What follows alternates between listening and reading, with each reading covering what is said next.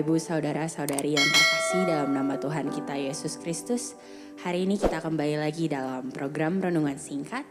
Sebelum kita merenungkan firman Tuhan hari ini, mari kita angkat lagu penyembahan untuk Tuhan.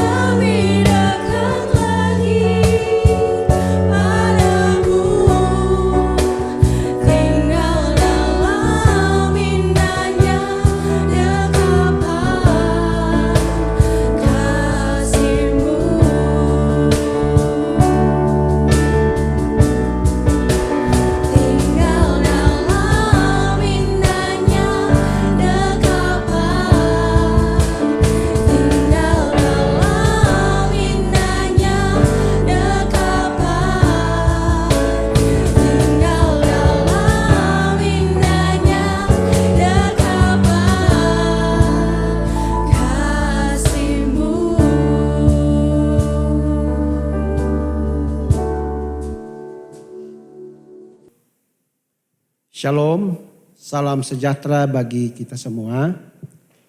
Hari ini kita akan merenungkan firman Tuhan dengan tema regenerasi dari 2 Timotius 2 ayat yang kedua. Namun sebelumnya kita berdoa. Bapa di surga, kami mengucap syukur untuk hari ini.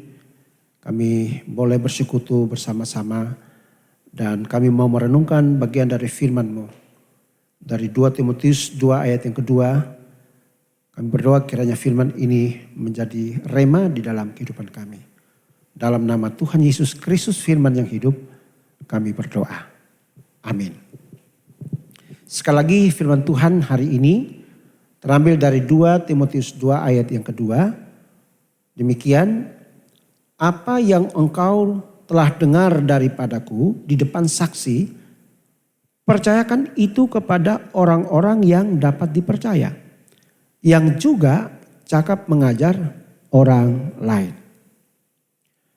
Bapak Ibu saudara-saudara yang kekasih, arti regenerasi itu saya melihat dari 4 sisi. Yang pertama, arti regenerasi yang berkaitan dengan barang atau benda adalah peremajaan atau pergantian alat-alat yang sudah lama, yang sudah usang, dan yang sudah ketinggalan zaman dengan alat-alat baru yang modern agar lebih kuat dan lebih baik lagi. Arti kedua regenerasi dalam konsep keselamatan adalah dilahirkan kembali atau diperbarui kembali kehidupan yang lama. Ya, menjadi manusia baru yang hidup berkualitas dan berkenan kepada Tuhan. Itu kalau kita perhatikan dalam 2 Korintus 5 ayat 17. Barang siapa di dalam Kristus, maka ia adalah ciptaan baru. Yang lama sudah berlalu dan yang baru sudah datang. Demikian juga dalam Kolose 3 ayat 9-10. Menjadi manusia baru yang terus-menerus diperbarui. Arti yang ketiga regenerasi dalam kaitannya dengan kepemimpinan dalam organisasi adalah pergantian generasi tua kepada generasi muda. Agar tongkat estafet kepemimpinan itu tetap berjalan dengan baik, tetap konsisten untuk mencapai tujuan organisasi itu. Ya, contoh regenerasi para pemimpin dalam Alkitab. Pertama, Musa sebagai pemimpin, dia juga memberikan kepercayaan kepada Yosua untuk memimpin bangsa Israel ke tanah perjanjian yang berlimpah susu dan madunya. Yang kedua, Daud kepada Salomo untuk membangun bait Allah dan menjadi raja atas bangsa Israel. Ya, secara teokrasi atau secara pemerintahan yang dikendalikan oleh Allah sendiri. Jadi siapapun menjadi raja itu harus dikendalikan oleh Allah. Yang ketiga, dari Elia kepada Elisa untuk meneruskan jubah pelayanan Elia. Ya, kita tahu bahwa Elia pada masa pelayanannya dia hanya melakukan 7 mujizat. Tetapi ketika dia melemparkan jubah pelayanan itu kepada Elisa, ada 14 mujizat yang Elisa kerjakan. Yang keempat, dari Tuhan Yesus kepada ke-12 rasulnya untuk meneruskan pelayanan di dunia melalui amanat agung Yesus Kristus yang kita baca di dalam Matius 28 ayat 18 sampai yang ke-20. Ya, dan terakhir adalah dari Paulus kepada Timotius untuk meneruskan pelayanan misinya di kota Efesus, provinsi Asia Kecil pada waktu itu. Nah, sekarang kita kenal dengan negara Turki. Nah, yang keempat, regenerasi dalam pelayanan gereja adalah pergantian generasi tua kepada generasi muda.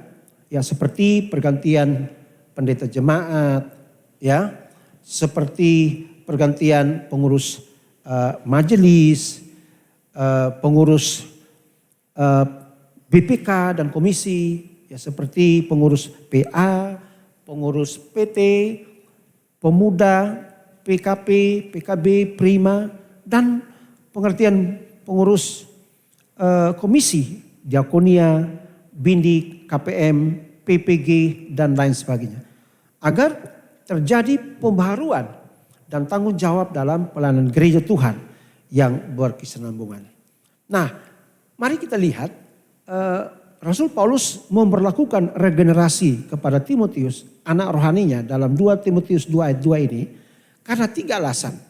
Yang pertama, Timotius telah dengar apa yang diajarkan Paulus di depan banyak saksi. Ayat 2 dikatakan, apa yang telah engkau dengar daripadaku di depan banyak saksi.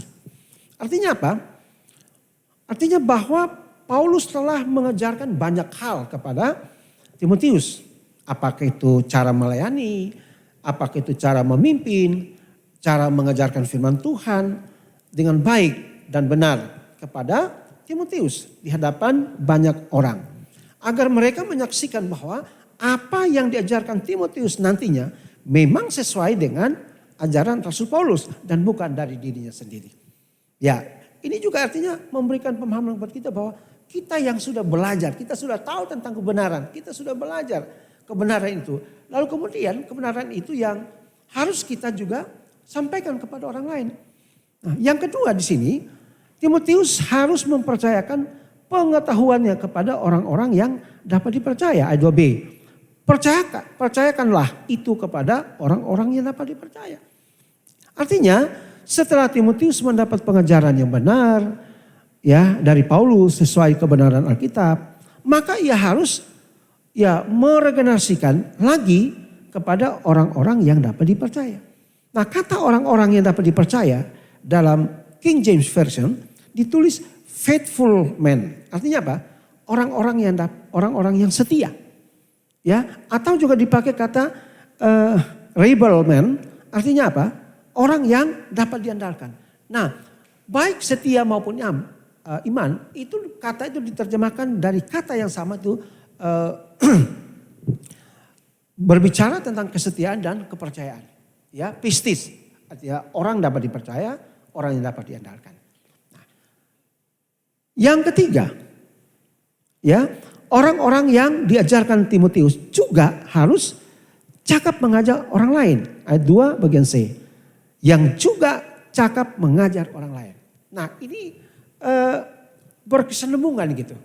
Nah, jadi Timotius, apa yang Timotius dengar dari Paulus, itu juga yang dia harus sampaikan, ajarkan kepada orang lain. Ya. Dan apa yang diajarkan kepada orang lain, kebenarannya diajarkan kepada orang lain, kepemimpinan diajarkan orang lain, pelayanan diajarkan orang lain. Orang-orang itu juga ajarkan lagi kepada orang lain. Jadi berkesinambungan gitu. Ya, terjadi pelipat gandaan dan sebagainya. Sehingga akan menghasilkan pelayanan yang baik, berbobot dan berkualitas di dalam pelayanan gereja. Nah, ya, cakap mengajar artinya apa? Menuju kepada orang-orang yang memiliki kemampuan melayani, ya, mengajar firman Tuhan secara profesional. Ya, jadi tidak sembarang. Nah, di dalam gereja kita, ya perlu juga ada regenerasi. Ya, tadi saya sebutkan, ya regenerasi misalnya dari pengusaha anak-anak, remaja, pemuda, dan lain sebagainya itu perlu berikan kepercayaan buat orang lain. Ya, sehingga mereka yang punya potensi itu juga dapat didaya gunakan untuk pertumbuhan gereja secara kualitas maupun secara kuantitas. Sekaligus mengajar mereka sebagai pemimpin, calon pemimpin masa depan dari gereja. Mengapa? Karena anak-anak muda, remaja, anak-anak kita, ya termasuk yang lain-lain itu adalah tiang masa depan gereja.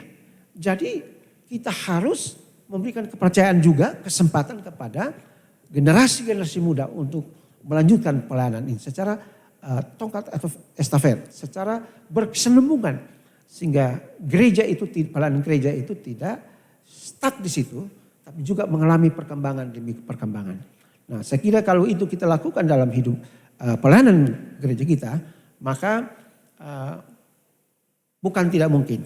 Pasti ya gereja akan mengalami perkembangan, pertumbuhan secara kualitas juga secara kuantitas. Dan potensi-potensi yang ada di dalam jemaat, di dalam gereja juga dapat didaya gunakan untuk pertumbuhan gereja ke masa depan. Nah kiranya firman Tuhan ini mengajar kita supaya apa yang kita sudah dengar, kita juga harus ajarkan kepada orang lain.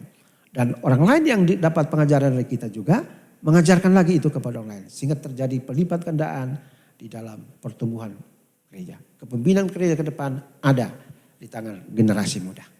Kita berdoa. Bapa di surga, terima kasih untuk firman-Mu mengajar kami untuk mengadakan regenerasi dalam pelayanan gereja. Seperti Paulus sampaikan, lakukan kepada Timotius. Dia dengar apa yang disampaikan oleh Paulus. Sampaikan kepada orang lain, ajarkan kepada orang lain. Dan orang lain yang mendapatkan itu juga mengajarkan lagi kepada orang lain. Sehingga terjadi pelipat gandaan, kemajuan dalam pelayanan gereja. Terima kasih Bapa, dalam nama Yesus kami berdoa dan mengucap syukur. Amin.